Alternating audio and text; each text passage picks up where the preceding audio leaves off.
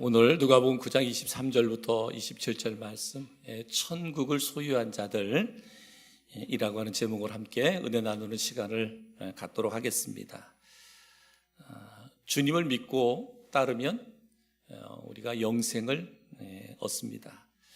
요한복음 10장 10절에 보면 이렇게 말씀하고 있습니다. 도둑이 오는 것은 도둑질하고 죽이고 멸망시키려는 것뿐이요 내가 온 것은 양으로 생명을 얻게 하고 더 풍성히 얻게 하려는 것이라 라고 말씀하고 있습니다. 또 예수님께서 마태복음 7장 14절에도 이렇게 말씀했습니다. 생명으로 인도하는 문은 좁고 길이 협착하여 찾는 자가 적음이니라 이렇게 말씀했습니다. 우리가 예수 믿고 그리스도인으로 살아가는 것이 그분이 좁고 또 협착하다. 그래서 많은 사람들이 그 길로 가지 않는다라고 이렇게 말씀하고 있습니다. 그러니까 오늘 예수님을 믿고 따르는 여러분들, 그리고 오늘 이 밤에 나와서 하나님을 예배하는 여러분들은 얼마나 귀한 존재들인가, 우리가 얼마나 귀하고 가치 있는 존재들인가. 세상의 기준으로 보면, 세상의 가치로 보면 어쩌면 우리가 어리석게 보이는지 모르지만 하나님의 가치관으로 여러분을 바라본다면 여러분들은 그 누구보다 가장 소중하고 존귀한 자들이다. 오늘 말씀에 그랬잖아요. 예수님께서 이 땅에 오신 것은 우리로 생명을 얻게 하고 더 풍성하게 하려 함이라. 그런데 그 길을 걷는 것은 좁고 협착한 길이다. 별로 사람들이 좋아하지 않는다 라고 하는 거죠. 바로 주님을 믿고 따르면 영생을 얻기는 하지만 그러나 고난이 따른다 라고 말씀하고 있습니다. 예수님 믿어 구원은 받았지만 그런데 우리에게 그 예수님을 쫓아 살아가는 삶에는 고난이 따른다 라고 말씀하고 있습니다. 그러니까 여러분, 우리가 잘 기억해야 할 것은 여러분, 우리가 고난의 결과로 구원받는 것이 아닙니다. 고난의 결과로 구원받는 것이 아니라 구원의 사실로 인하여 우리가 스스로 고난의 길을 자원한 거예요. 이 구원받은 사실로 인해서 내가 하나님의 자녀, 천국의 백성이 된 것으로 인해서 우리가 스스로 고난을 자원한 거다라는 거예요. 그 좁고 협착한 길을 우리가 자원해서 간 거예요. 지금 이 시대에 우리가 그리스도로 살아가는 것은 내가 구원받은 그 감격과 감동이 나로 하여금 그 고난의 길을 걸어가게 한다라고 하는 것이죠. 그러니까 어떤 분들은 이렇게 착각할 수 있어요. 내가 신앙생활하면서 고난을 받고 핍박을 받으니까 이 고난을 견뎌내면 내가 구원받는다 이렇게 생각하는데 그렇지 않습니다. 고난을 겪어서 구원받는 게 아니라 우리는 구원받은 자로, 그죠? 구원받은 자로 그 은혜와 그 축복에 감격해서 정말 주님 가신 그 고난의 길, 주님 가신 그 십자가의 길을 내가 지금 자원하여 걷고 있는 거다라고 말할 수 있습니다. 그죠? 여러분, 오늘도 이 밤에 여러분이 나온 것은 성령께서 여러분의 마음을 움직이시고 여러분이 자원하여 나오신 거죠. 그죠? 여러분이 자원해서 나온 거예요. 여러분, 우리가 고난을 자원해서 했다 그랬는데 그렇다면 그리스도인들이 주님을 따르려면 어떠한 삶을 살아야 되느냐? 우리가 구원받은 자도 고난의 길을 간다, 자원하여 간다 그랬거든요. 그러면 그렇게 주님을 따르는 우리 성도들이 살아야 되는 삶은 어떤 삶일까? 오늘 말씀에서 우리에게 4가지를 교훈하고 있어요. 어떤 삶을 살아야 되냐? 첫 번째는 뭐냐면 자기를 부인해라, 나를 부인해라 라고 말하고 있습니다. 누가복음 9장 23절에 아무든지 나를 따라오려거든 자기를 부인하고 이렇게 말씀하고 있습니다. 예수님을 따르는 삶을 살려면 그러한 자의 삶은 첫 번째가 자기를 부인해야 된다라고 말씀하고 있습니다. 이 말은, 자기를 부인해라 하는 말은 전적으로 하나님만 의지하는 태도를 말합니다. 주님을 따르는 삶을 살려면 전적으로 주님만 의지하는 삶을 살아야 된다. 그러려면 뭐예요? 나를 내려놔야 돼요. 그래서 여기 나를 따르면 자기를 부인하라는 말은 나를 내려놓고 하나님만 의지하는 그런 태도, 자세를 말합니다. 여러분, 우리 기독교는 죄의 문제를 가장 심각하게 다루죠. 죄의 문제. 그래서 우리가 새신자 성경 공부를 할 때 제일 먼저 우리가 시작하는 것이 뭐냐면 나는 죄인이다. 그죠? 나는 죄인이다 라고 하는 것부터 시작합니다. 왜 그렇습니까? 우리 기독교의 신앙은 내가 죄인인 것을 인정하지 않으면 어떠한 신앙의 출발도 되어지지 않습니다. 그죠? 내가 죄인임을 인정할 때 예수가 필요한 거죠. 그죠? 하나님의 사랑이 필요한 거예요. 근데 내가 죄인임을 인정하지 않는 사람은 하나님이 누구고 하나님이 그 아들 독생자를 이 땅에 보내주시고 그 독생자 예수 그리스도가 십자가에 죽어야 되는 이유를 모르는 거예요. 왜? 내가 죄인인 걸 모르는데. 그래서 우리 기독교회는 죄의 문제를 심각하게 다루죠. 그래서 모든 문제의 근원이 어디에서 시작하느냐? 죄로부터 시작한다. 죽음도 죄로부터 인하여 인류에 들어왔고 세상의 많은 고난과 고통도 죄로 인하여 우리에게 찾아왔습니다.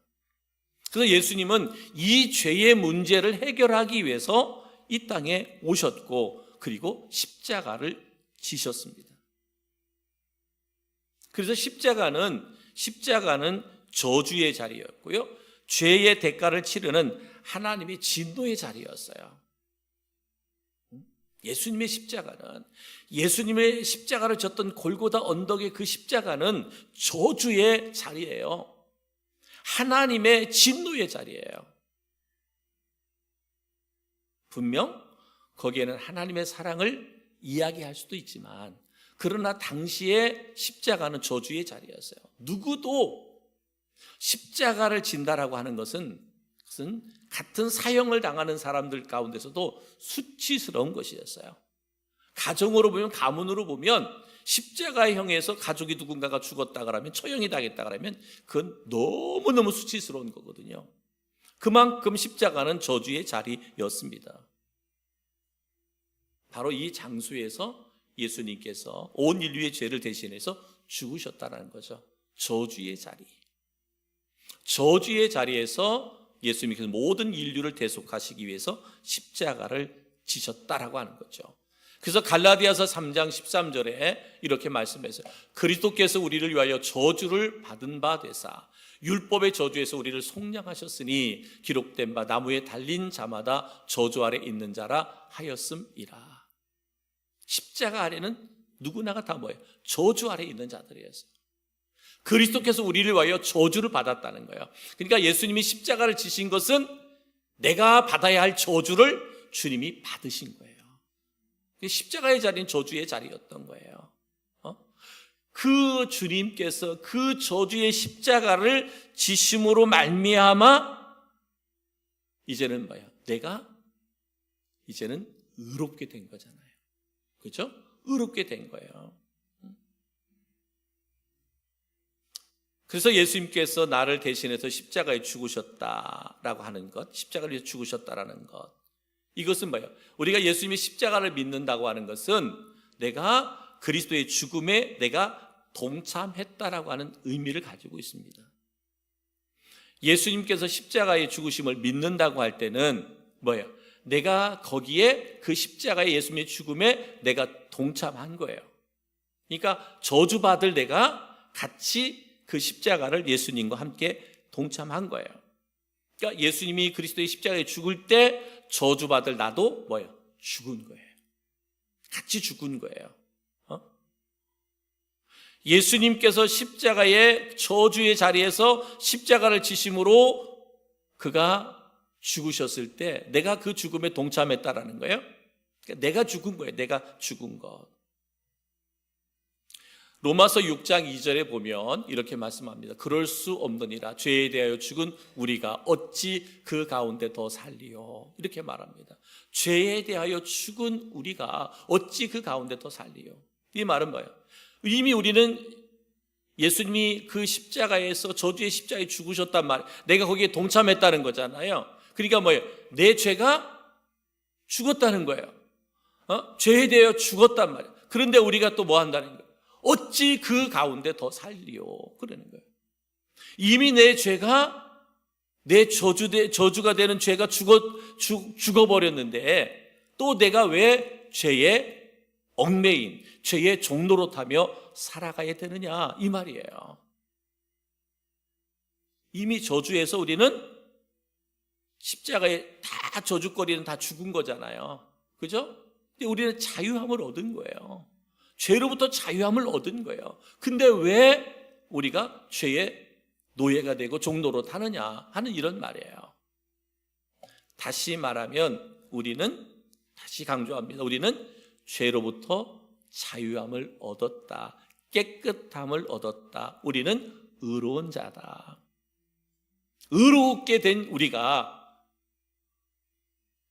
다시 세상에서 우리는 저주받은 자와 같은 삶을 살아서는 안 된다는 거죠. 우리 그리스도인들이 이미 십자가에서 우리의 모든 죄가 용서받고 의롭게 되었는데 우리는 뭐예요? 이 땅의 그리스도인으로 의로운 자의 삶을 살아야 되는 거예요. 승리자의 삶을 살아가야 되는 거예요. 그래서 여러분 우리가 꼭 기억해야 되는 것, 우리는 죄에 대하여 죽은 우리가 어찌 그 가운데 더 살리요? 우리 그리스도 이것을 인정해야 돼요.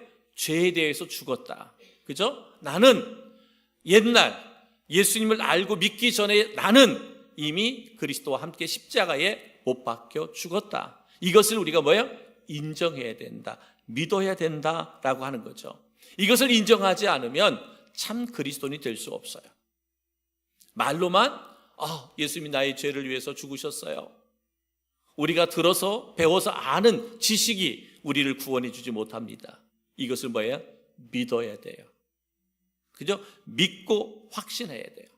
그래야만 우리는 참 그리스도인이 될 수 있다. 그리고 이렇게 참 그리스도인이 된 자만이 뭐냐? 그리스도의 명령을 따라 나를 부인할 수 있다.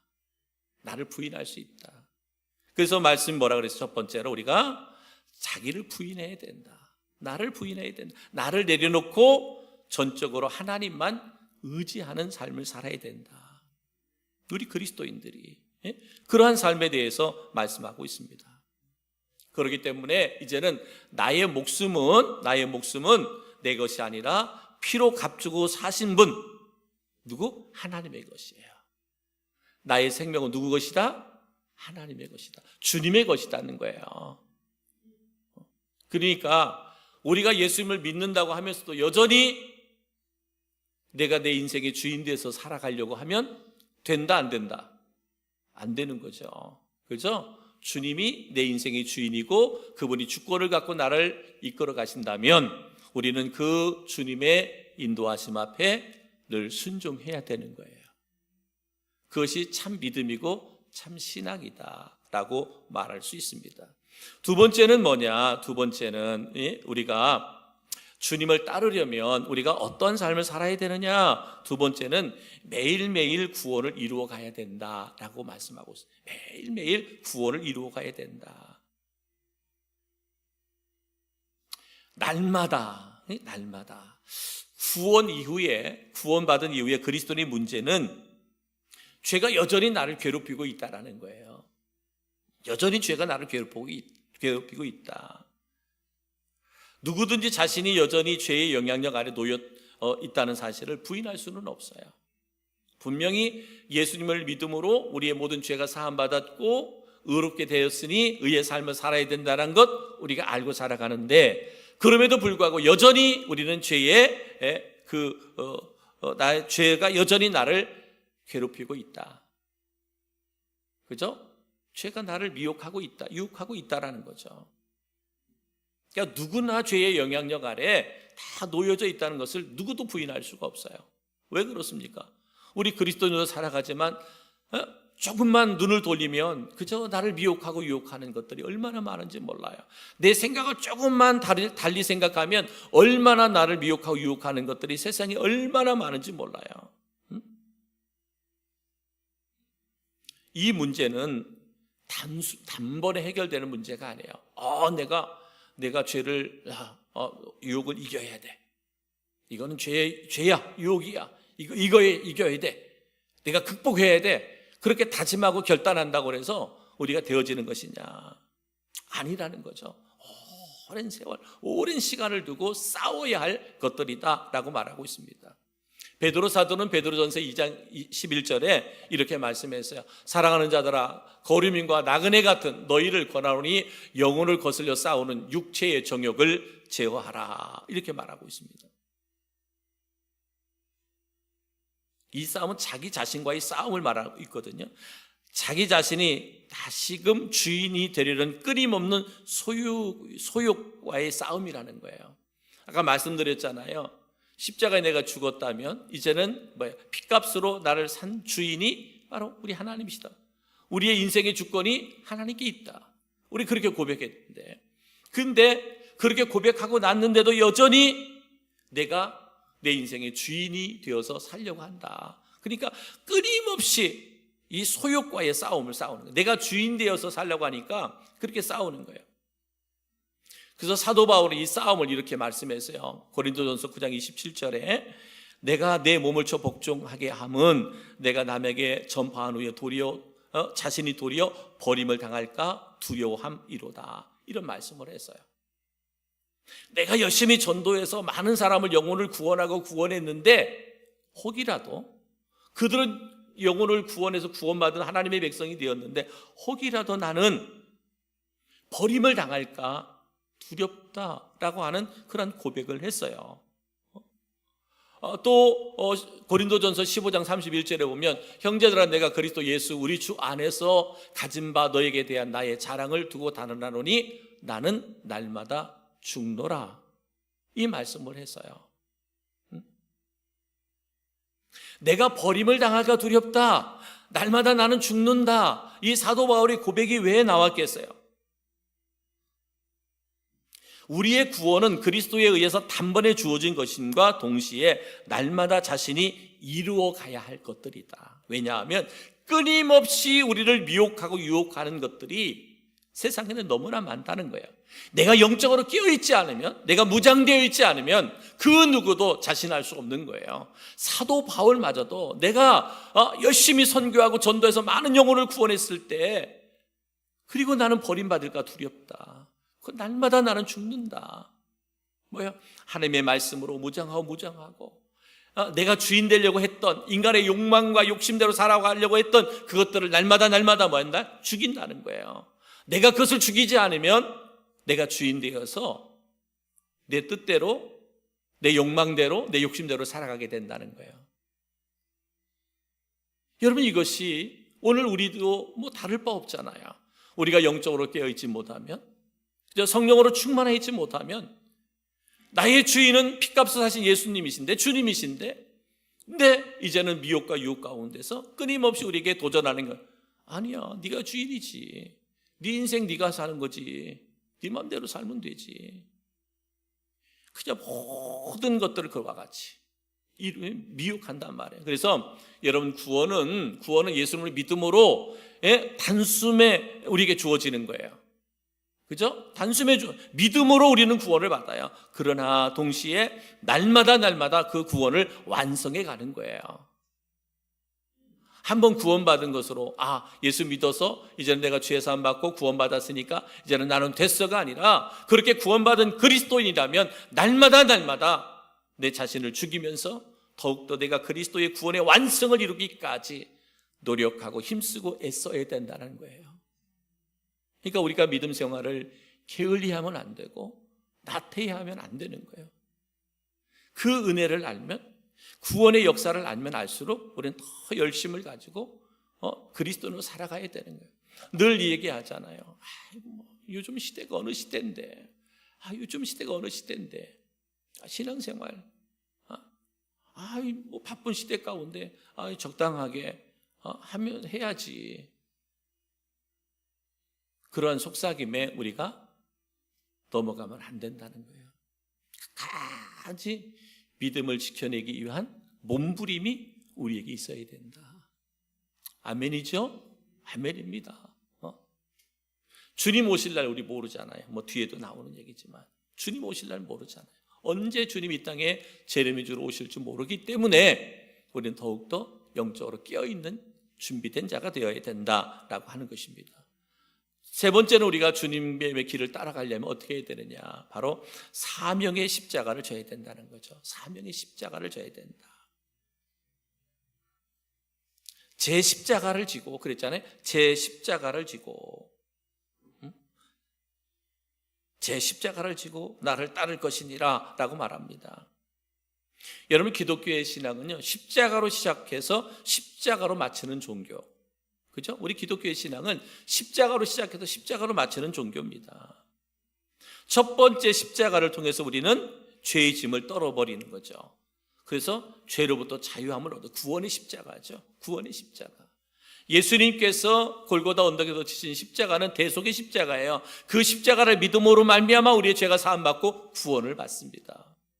또 하나 십자가는 뭐냐? 이것은 사명의 십자가. 사명의 십자가. 우리 스스로 종이 되는 것을 말하는데, 이 사명의 십자가는 둘로 나눌 수 있어요. 둘로 나누는데 그 하나는 뭐냐? 종교적인 사역. 이 사명을 종교적인 사역 그리고 윤리적인 사역 두 가지로 나눌 수 있는데, 그것이 뭐냐? 종교적인 사역은 뭐냐면 그것은 복음 전파하는 사역입니다. 구원받은 우리에게는 사명의 십자가를 져야 되는데, 그 첫 번째가 뭐냐면 바로 복음을 전하는 사명이라는 거예요. 복음 전하는 것. 그것은 베드로 사도가 졌던 십자가요, 사도 바울이 졌던 십자가였고요, 수없이 많은 믿음의 선진들이 지었던 십자가의 사명이었습니다. 그런데 이거 십자가는 특별한 사람에게만 주어진 것이 아니에요. 바울과 같이 사도 바울과 같은 베드로와 같은 그들에게만 주어진 게 아니라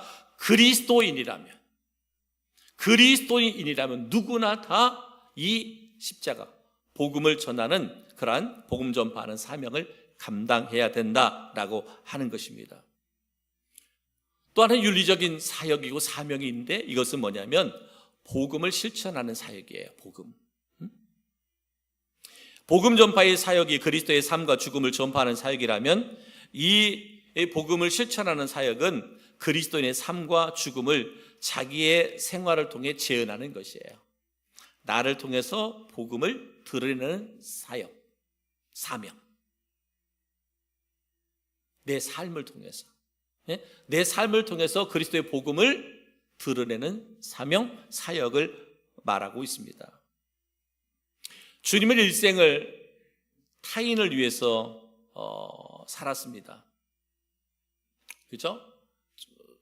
많은 그 가난하고 소외되고 정말 주의 복음이 필요한 그들을 위해서 주님은 공생애를 그렇게 살으셨어요.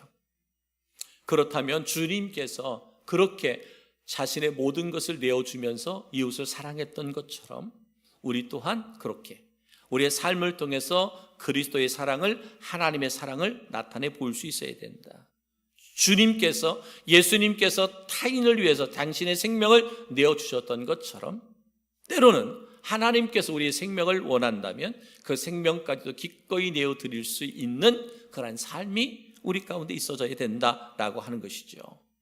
그래서 예수님께서 이렇게 누가복음 10장의 말씀에 보면 선한 사마리아의 비유를 설명해 주고 있잖아요. 그죠? 강도 만난 자의 이웃에 대해서 설명하면서 제사장이나 레위인이나 강도 만난 사람을 다 피해갔지만, 그러나 그 당시에 사마리아 사람은 사람들로부터, 유대인들로부터 외면당했던 사람이지만 그런 강도 만난 사람을 잘 돌봐 주었잖아요. 그때 주님께서 하신 말씀, 이 강도 만난 사람의 이웃이 누구냐? 그때에 사마리아 사람입니다 라고 말했던 것처럼, 사랑하는 성도 여러분, 오늘 우리가 예수 그리스도의 복음을 전하는, 예수님의 그 십자가의 죽으심과 그리고 장사됨과 그리고 부활하심과 승천하심과 다시 오심을, 그 복음을 우리가 입술로도 전해야 되지만, 그러나 또 하나 우리에게 주어진 사명은 뭐냐? 우리의 삶을 통해서 복음을 나타내 보일 수 있어야 되는데, 이것이 뭐다? 이웃을 사랑하는 것으로 나타나야 된다. 주님께서 그렇게 말씀하셨어요. 이것이 우리의 사명이에요. 십자가의 복음을 전하는 것, 이것이 우리의 사명이다. 그러니까 주님을 따르는 자의 삶은 이와 같은 것이 절대적으로 필요하다는 거죠. 그래서 네 번째는 주님을 따라가야 된다 그랬잖아요. 자기 십자가를 지고 주님을 따라가야 된다. 제 십자가를 지고 주님을 따라가야 된다. 누가복음 9장 23절, 나를 따를 것이니라. 주님께서 십자가를 지고 최종적으로 가신 곳이 골고다 언덕이었습니다.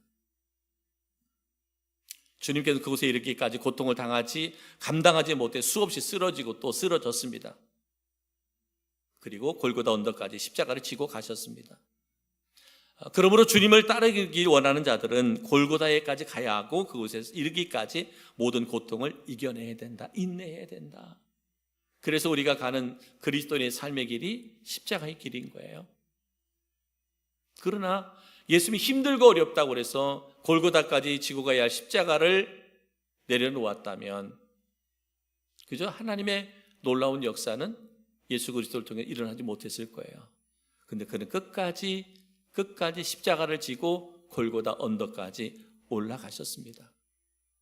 하나님께서 우리를 구원하여 하나님의 자녀가 되고 일꾼이 되게 하셨다면 이젠 우리 또한 주님이 골고다 언덕을 그 고난 가운데서도 지고 올라가셨던 것처럼 우리 또한 고난이 따른다 할지라도, 때로는 핍박이 따른다 할지라도, 때로는 조롱과 멸시와 천대가 따른다 할지라도, 때로는 우리가 세상 살아가면서 손해보는 일이 있다 손치더라도 우리도 골고다 언덕까지 주님이 오르심같이 우리 끝까지 인내함으로 고통을 이겨내며 그 길을 걸어갈 수 있는 은혜가 있기를 주님의 이름으로 축복합니다.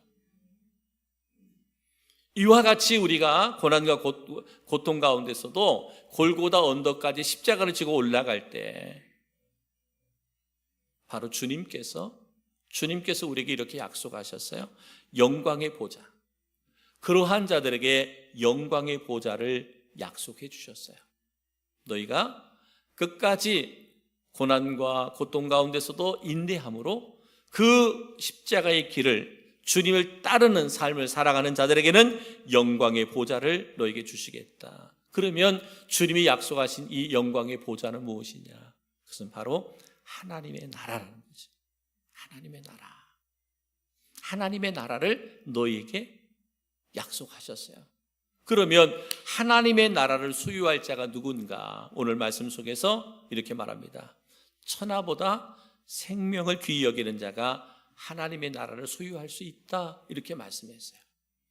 누가복음 9장 25절에 사람이 만일 온 천하를 얻고도 자기를 잃든지 빼앗기든지 하면 무엇이 유익하리요? 라고 말하고 있습니다. 이 말은 우리가 세상의 헛된 욕망에 사로잡히지 말아야 된다라고 하는 그런 말씀이에요. 악인들이 세상을 살아가면서 의롭게 살지 못하고 온갖 죄악을 일삼는 것은 그들의 욕심 때문에, 권력욕 때문에 그렇습니다. 이 사람들의 욕망이 이와 같이 악을 행하고, 그죠? 악을 행하고, 억압을 하고, 괴롭히고, 사람들을 약탈하고, 재산을 수탈하고 그렇습니다. 끝없이 소유하려는 것들, 끝없이 소유하려는 것들. 그러니까 오늘 이 말씀 듣잖아요. 누가복음 9장 25절에 사람이 만일 온 천하를 얻고도 자기를 잃든지 빼앗기든지 하면 무슨 유익이 있겠느냐? 너희가 권력욕, 재물욕에 쌓여가지고 큰 권력을 갖고 많은 재물을 가졌다 할지라도 내 생명을 잃으면 그것이 무슨 내게 유익이 되겠느냐? 무슨 유익이 되겠느냐? 인간이 욕심과 권력을 소유하고 물질을 추구하여 세상을 뒤흔다 하여도 그것은 잠시뿐이다 라고 해요. 잠시뿐이다. 여러분 보십시오. 우리 사회를, 지금 사회를 보십시오. 누가 잘했건 잘못했건을 다 떠나가지고 한 나라의 대통령이 지금 감옥에 있고 또 수없이 그잖아요. 여러분 군대 생활 해본 사람들은 알겠지만 군에서 별 하나 달기가 쉬워요, 어려워요? 어렵죠. 정말 어려운 거예요. 별 하나, 둘, 셋, 넷 막 이렇게 다른 사람들도 하루아침에 아무것도 아니잖아요. 정말 아무것도 아닌 거예요. 여러분, 잠시 잠깐이에요. 잠시 잠깐이에요. 세상의 권력, 잠시 잠깐이에요. 세상의 소유, 잠시 잠깐이에요. 그래 이제 미국에 이번에 대통령이 트럼프 대통령이 취임됐잖아요. 취임된 것 중에 하나를 딱 선포를 했습니다. 선포한 중에 뭐예요? 미국에는 남자와 여자만 있다. 제3의 성은 없다. 그래서 그 전에 보니까 여권에 X라고 성별에 X라는 표현을 했었대요. 거기에 여권에 미국 여권에는. 근데 그걸 아예 없애버렸어요. 좀 그 영향력이 세계 모든 나라들 가운데 갔으면 좋겠어요. 뭐 그의 행동을 보면 대단히 자유스러운 것 같은데 또 신앙적으로 보면 대단히 보수적인 그런 대통령인데 뭐 그분이 다 뭐 옳다 뭐 그런 거 평가하고 싶지는 않아요. 근데 그 발표가 딱 나온 걸 볼 때 좀 이런 것들이 좀 영향력이 있어서 정말 하나님이 창조하신 건 남자와 여자 둘밖에 없지 제3의 성이 어디 있어요? 있을 수가 없는 건데 그 영향이 세계 모든 나라들 가운데 있었으면 영향력이 있었으면 좋겠어요. 특히나 우리나라 지금 이런 부분들이 대단히 예민한데 이런 부분들 무슨 말입니까? 여러분, 세상의 모든 것들은 영원하지 않습니다. 땅의 건 영원하지 않아. 잠시 잠깐이에요. 근데 그 잠시 잠깐 그것에 우리가 모든 것을 올인하며 살아가면 안 된다. 그래서 하나님의 나라를 소유하는 사람은 어떤 사람이냐? 천하보다 생명을 귀히 여기는 것. 땅의 어떤 소유보다도 한 생명을 소중하게 여기는 사람이 하나님의 나라를 소유할 수 있다라고 말씀하고 있습니다. 또 두 번째는 뭐라고 말씀하고 있느냐? 하나님의 말씀을 부끄러워하지 않는 자가 하나님의 나라를 소유할 수 있다. 하나님의 사역이나 말씀을 부끄러워하지 말아야 돼요. 주의 일, 하나님의 일. 여러분, 얼마나 많은 사람들이 요즘에 믿음 생활을 한다고 하면서도 이렇게 숨어서 믿음 생활하는 사람들 얼마나 많은지 몰라요. 내가 그리스도인임을 드러내지 않으려고 하는 사람들이 많아요. 내가 성도인, 하나님의 성도인 것을 드러내려고 하지 않으려고 하는 사람들이 참 많습니다. 사회생활하면서. 그죠? 그러면 안 되죠. 내가 그리스도인인 것을 부끄러워하면 될까요? 안 되잖아요. 우리가 하나님의 말씀을 부끄러워하면 안 돼요. 하나님의 사역을 부끄러워하면 안 됩니다. 내가 가장 낮은 곳에서 섬기고 헌신하는 것들을 가장 기쁜 영광으로 여길 수 있어야 돼. 이러한 사람들이 뭐라고요? 천국을 소유할 수 있는 자다. 여러분이 맡겨진 사역을 세상의 그 어떤 명예와 권세보다도 가장 소중하게 여기는, 미국의 카터 대통령이 100세에 돌아가셨잖아요. 그죠? 100세에 돌아가셨는데 마지막까지 자기 시골 교회의 교사로 헌신했어요. 정말 마지막까지요. 그래서 마지막에 그 장례도 그 교회, 시골의 자그마한 교회에서 매주, 그분이 얼마나 바쁜 사람이겠어요? 매주 시골 교회에 와서 예배 드리고 교사의 일을 감당했다라고 말합니다. 뭐예요? 그 하나님이 주신 교사의 직분을 그렇게 소중하게 여긴 거예요. 미국 한 나라의 대통령의 직분보다도 그가 교회 학교에서 아이들을 가리키는 교사의 사명을 더 귀하게 여긴 거예요. 부끄러워하지 않은 거예요. 끝까지 자기가 건강이 허락하는 날까지 그렇게 교사로서 헌신하다가 주님의 부르심을 받아요. 여러분, 하나님이 보실 때 얼마나 보배롭고 존귀한 자예요. 그죠? 여러분, 천국을 소유한 자가 바로 이와 같은 거예요. 하나님의 말씀, 그죠? 하나님의 말씀을 또 주의 사역을 부끄러워하지 않는, 내가 그리스도인임을 부끄러워하지 않는 그런 삶이 우리 가운데 있기를 주님의 이름으로 축복합니다. 세 번째는 뭐였느냐? 임박한 주의 재림을 준비하는 자. 천국을 소유하는 자는 누구냐? 임박한 주의 재림을 준비하는 자가 소유할 수 있는 자다라고 말합니다. 누가복음 9장 27절, 내가 참으로 너에게 이르노니 여기 서 있는 사람 중에 죽기 전에 하나님의 나라를 볼 자들도 있느니라 라고 말하고 있습니다. 이것은 이 예언의 말씀은 예수님께서 재림하실 것을 확증해 주며 얼마 남지 않은 때에 호련히 도적처럼 나타나심으로 항상 준비하고 있으라는 당부의 말씀이에요. 그러니까 하나님의 나라 천국을 소유한 사람은 주님 다시 오심을 늘 깨어서 준비하는 사람이다 라고 하는 거예요. 왜? 하나님의 나라에 대한 확신이 있으니까. 주님 언제 오실런지 알 수는 없지만 주님 오실 때 기쁨으로 맞이할 수 있도록 뭐예요? 준비하는 거예요.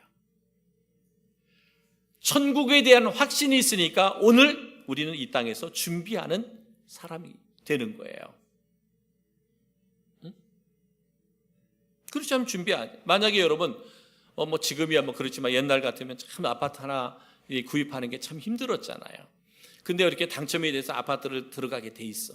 다 분양을 받아갖고 들어가게 돼 있어. 그럼 어떻게 될까요? 들어가기 전에 막 들어가서 어떻게 할 것인가, 어떤 물건을 사가고 들어갈까 다 준비하죠. 안 하나? 여러분, 내가 어렵게 하나의 주택을 마련해가지고 들어가야 되는데 그럼 어떻게 해요?